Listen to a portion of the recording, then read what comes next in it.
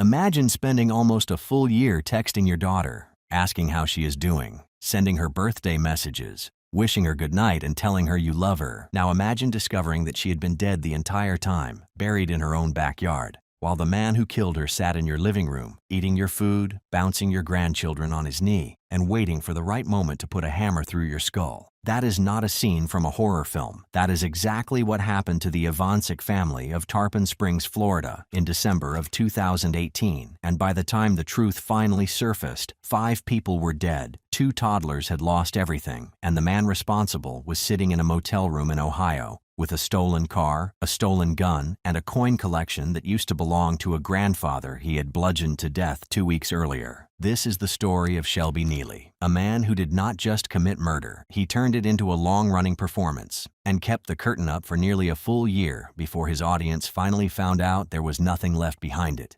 Before we get to the horror, we have to understand exactly who was lost. Because this case is not just about the violence, it is about 4 people who deserved far more time than they were given. Richard Ivancic was 71 years old and lived with his wife in Tarpon Springs, a picturesque coastal city on the Gulf side of Florida, known for its Greek heritage and its sponge docks. Richard was the kind of father who stayed genuinely involved in his children's adult lives, not intrusively, but in the steady, reliable way that good parents do. He kept in touch, he showed up, he cared. His wife, Laura Ivancic, was 59. By every account from neighbors and family members who spoke publicly about her, she was warm, devoted, and deeply grounded in her home and her relationships. She walked her dogs. She welcomed people into her house. She was the kind of woman whose absence leaves a particular kind of silence. Together, Richard and Laura had raised a close-knit family. Their son Nick, 25 years old, still lived with them at the time of the murders. He worked steady jobs and was, by all accounts, a kind and trusting young man. He was the connective thread in this story, the person who had first brought Shelby Nealy into the family's orbit. Nick had met Shelby while both of them worked at a local Burger King. They became friends, and as friends do, Nick introduced Shelby to his younger sister, Jaime. That introduction, made with the most ordinary and generous of intentions, would ultimately cost Nick his life. Their daughter, Jaime Ivancic, was 21 years old when this story reaches its breaking point. She had struggled with her mental health since her mid-teens. She had been diagnosed with bipolar disorder in 2015 after a mental health crisis, and those struggles made her vulnerable in ways that compounded over time. But she was also someone who remained connected to her family, who texted her sister, who kept her parents in the loop, who wanted that anchor of belonging, even as her personal life grew increasingly turbulent. She is the first victim in this story, and she deserves to be remembered as a person, not just as the reason Shelby Nealy eventually ran out of excuses. To understand how this tragedy unfolded, you need to understand the man at the center of it. Shelby Nealy grew up in a household marked by domestic violence. His parents' relationship was volatile, but his mother eventually escaped and found stability elsewhere. By most accounts, his early childhood was difficult, though not without hope. Then, the day after Shelby's 17th birthday, his biological father died by self-harm. Shelby later described that moment as the point when everything in his life started to go wrong. He would eventually write a poem about it, raw, angry, full of grief and betrayal, and that poem tells you something about who he was, a young man who had absorbed real pain and had no healthy language for it. After that, Shelby drifted. He had relationships that turned violent. He was in and out of trouble with the law on minor charges. He went through a period of homelessness. He worked whatever jobs he could find, and eventually landed at a Burger King, where Nick Ivancic also happened to be working. When Shelby met Jaime through Nick, their relationship moved quickly. It was from the beginning a complicated dynamic. Police were called to their home on multiple occasions. In 2016 in Ohio, Jaime told officers that Shelby had been physically violent with her for approximately a year, that he had grabbed her, pushed her, and on at least one occasion tried to choke her. The responding officer documented that Shelby was 5'3" and that Jaime, at 5'5" and 115 pounds, had physically pinned him to the ground when police arrived. This is a relationship that clearly had serious, dangerous problems running in multiple directions, but it is vital to say plainly, none of what Jaime may have done in that relationship justifies or excuses anything Shelby did, not even remotely. Despite the turbulence, the couple stayed together. In 2017, they married. They had 2 children, Bella and Oliver. who were just 2 and 3 years old when their world was destroyed. The family moved constantly, Florida, Ohio, Texas, following whatever work Shelby could piece together. Through all of it, Jaime stayed in touch with her family back in Tarpon Springs, which is why her eventual silence became so alarming and so deliberately managed. In January of 2018, inside their home in Port Richey, Florida, something happened that would set every tragedy that followed into motion. Shelby has offered his own version of events in a lengthy police interview. He claims that on that day, Jaime attacked their daughter Bella with a knife. He says he intervened to protect their child, that things escalated, and that he choked Jaime. He says that when blood began running from her nose, he realized it was already too late. Investigators and prosecutors have never accepted this account at face value. Whatever the precise circumstances, the result is beyond dispute. Jaime Ivancic, 21 years old, was dead, and Shelby Nealy chose, deliberately, consciously, and without hesitation, not to call for help, not to call 911, not to call her family, not to do anything that a person with a functioning conscience would do in that moment. Instead, he left her body in the bathroom for 3 days while he continued to live in the house with their 2 toddlers. He then wrapped her in a blanket and buried her in the backyard of their Port Richey home. Then he picked up her phone. And for the next 11 months, Shelby Nealy became Jaime Ivancic. He sent text messages to her family using her phone, carefully mimicking her tone, her habits, her patterns of communication. When her parents asked to hear her voice, he invented work complications. When they pushed to visit, he generated new obstacles. He even sent photographs of Bella and Oliver to the Ivancics, as though Jaime had taken them, as though she were still there, still present, still a mother watching her children grow. He later told detectives that he had known her so well that impersonating her was not difficult. He described it almost as a practical skill, something he had gotten good at. This is the detail that perhaps most clearly reveals the nature of Shelby Nealy's inner world. He did not grieve. He did not panic. He did not collapse under the weight of what he had done. He managed it. He organized it. He maintained it for nearly a year, sending birthday messages and holiday greetings and ordinary weekday texts from a phone held in the hands of the man who had killed the person those messages were supposed to be from. Richard and Laura Ivancic had no idea. They were texting their dead daughter's murderer and calling it staying in touch. Over the course of 2018, Shelby moved the children from Florida to Ohio, then to Texas, where he picked up work in the oil fields for a stretch. The story he told everyone was consistent. Jaime was dealing with some issues. She wasn't available right now. Things were complicated. He was, by his own account, managing the situation, but time has a way of eroding even the most carefully maintained fictions. The Ivancics were not passive people. They were not simply going to accept silence indefinitely. They pushed for FaceTime calls. They asked when they could come visit. They wanted to hear her voice, not a text message, not a photograph, but actual, real contact with their daughter, and Shelby kept inventing reasons why that wasn't possible. The most telling detail from this period is a simple one. Jaime's siblings noticed something was off in how the texts were worded. The phrasing felt slightly different. The emotional patterns were not quite right. But when you want to believe that someone you love is alive, you find reasons to explain away your doubts. You tell yourself she is just busy, tired, going through something. You give her the benefit of the doubt because that is what love does. In November 2018, Shelby lost his oil field job in Texas. He later told investigators it was because he could not find adequate childcare for Bella and Oliver. He felt no one he encountered was good enough for his children. Whatever the reason, losing that job removed the last practical barrier between Shelby and a reckoning. He had no more distance. He had no more routine to hide behind. The Ivancics were pushing harder than ever for real contact, and he had run out of convincing ways to push back. And so Shelby Nealy decided that the people asking questions needed to stop asking them permanently. In early December 2018, Shelby loaded his 2 young children into a car and drove from Texas to Tarpon Springs. His excuse for Jaime's absence was the same one he had been using for months. She had debts in Florida and could not risk returning to the state without being arrested. She would be along eventually. Richard and Laura were overjoyed to see their grandchildren. They had not held Bella and Oliver in months. Whatever questions they had about Jaime's absence, those questions were temporarily quieted by the genuine warmth of having the children there. For nearly 2 weeks, Shelby lived with the family. He ate with them. He let Richard help Bella with toys and watched Laura read to Oliver at bedtime. He sat on the couch with Nick and watched television.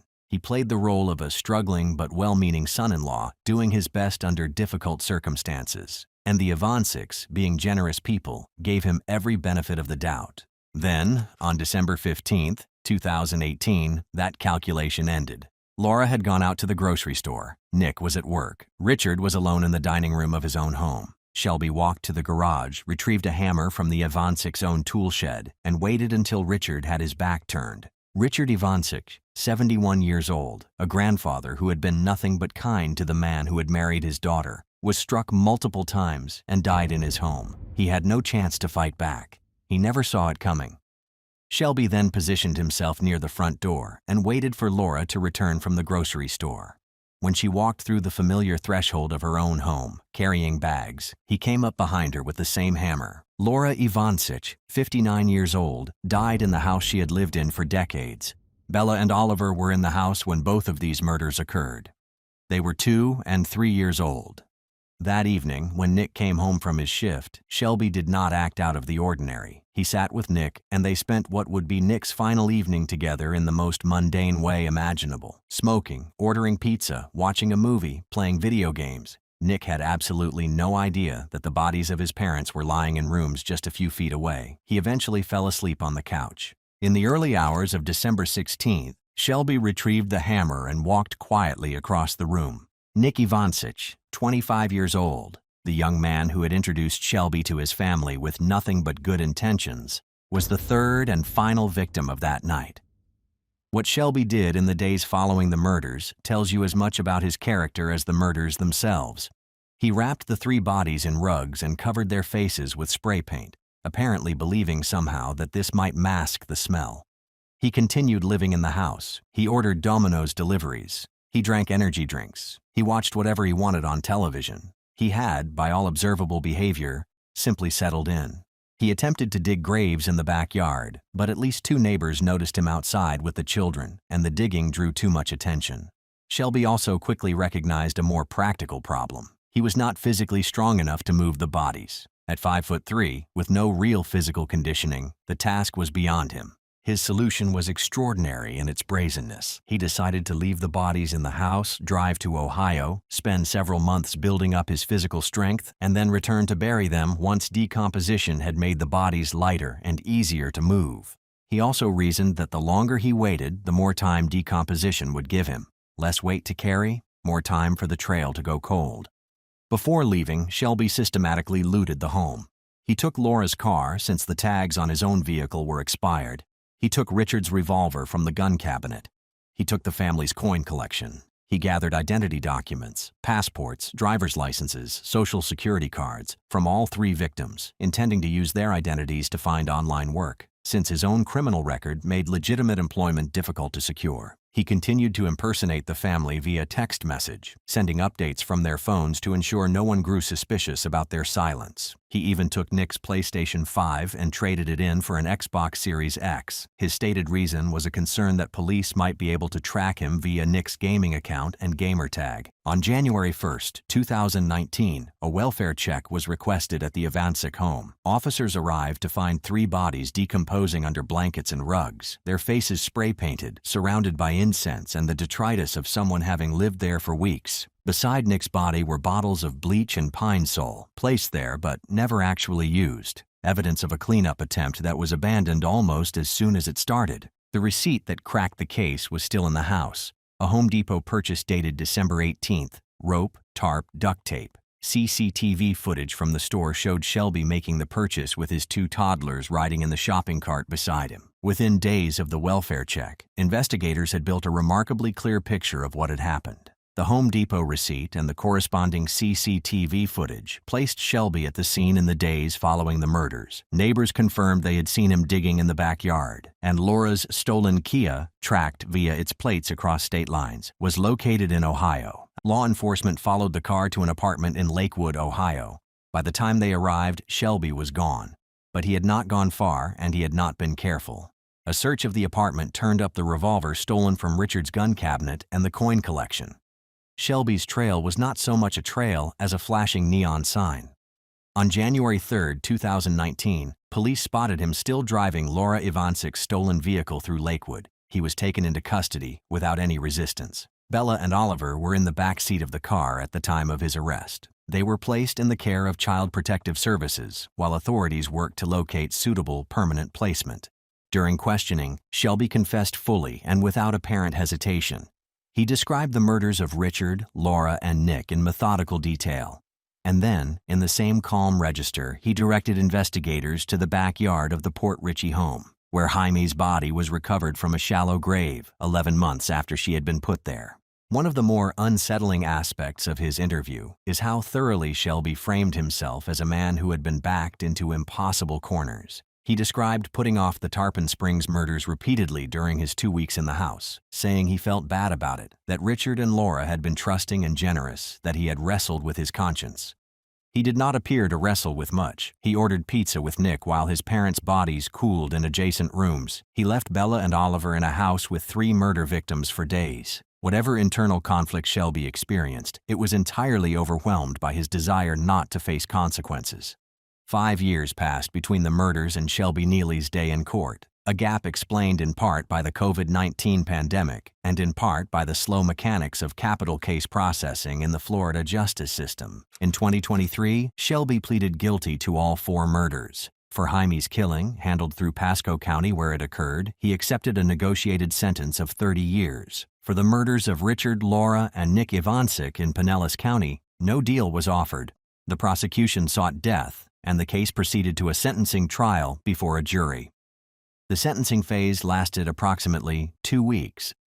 Prosecutors laid out the full scope of Shelby's conduct: the initial murder of Jaime, the year-long impersonation, the deliberate travel to Tarpon Springs, the methodical killing of 3 family members across the span of a single day, the systematic looting of the home, and the attempt to reconstruct his life in Ohio while leaving his victims' bodies behind. The defense did not dispute the facts. Instead, they asked the jury to consider Shelby's traumatic childhood, his mental health history, and the impact his execution would have on Bella and Oliver, who were, by this point, approximately 7 and 8 years old and had already lost their mother to their father's hands. It was a strategy that asked jurors to direct their compassion toward the children rather than toward the 3 people Shelby had beaten to death with a hammer. Many observers found it a troubling framing. The jury, ultimately, was not moved by it. After approximately 2 hours of deliberation, the jury returned a vote of 11-1 recommending the death penalty. Under a change to Florida law that had removed the requirement for unanimous death penalty recommendations, 11 votes was sufficient for the recommendation to carry forward. At sentencing, Shelby Nealy was formally condemned to death for the murders of Richard, Laura, and Nicholas Ivancic. His 30-year sentence for Jaime's murder runs concurrently, though given that he faces execution, it is largely academic. However, this was not the end of the case. In July 2025, the penalty phase of Shelby Nealy's case went before a Pinellas County jury. Prosecutors highlighted his own text messages as proof of cold premeditation, pointing out that after killing Richard and Laura, Nealy had called their phones to ask for money, and that in the days that followed, while living in a house with 3 bodies, he had been pawning the victims' jewelry and texting other women. The defense urged the jury to spare his life, arguing he was a broken man shaped by childhood trauma who had snapped under pressure. The jury voted 11-1 to recommend death. In December 2025, a Spencer hearing was held, Florida law's final opportunity for the defense to present mitigating evidence directly to the judge before a sentence is formally imposed. Nealy's attorneys called a medical expert who presented brain scans suggesting traumatic brain injury and PTSD, arguing these conditions had affected his judgment and impulse control. Family members took the stand and pleaded for his life. Prosecutors responded by playing a portion of Nealy's own police interrogation, his calm, detailed account of how and why he killed 4 people, and let it speak for itself. On April 10, 2026, Judge Joseph Bulone formally sentenced Shelby Nealy to death, 1 sentence for each of the 3 murders of Richard, Laura, and Nicholas Ivancic. As each sentence was read aloud in open court, Nealy stood completely still. No reaction, no tears, no words, just the same stone-faced silence he had carried through every proceeding since his arrest. He is already serving 30 years for the murder of Jaime Ivancic. He will now spend whatever time remains to him on death row at a Florida correctional facility, waiting for a punishment that the jury, the judge, and the evidence all agreed he had earned. Richard, Laura, Nick, and Jaime, not forgotten, not for how you died, but for who you were. Thank you for watching.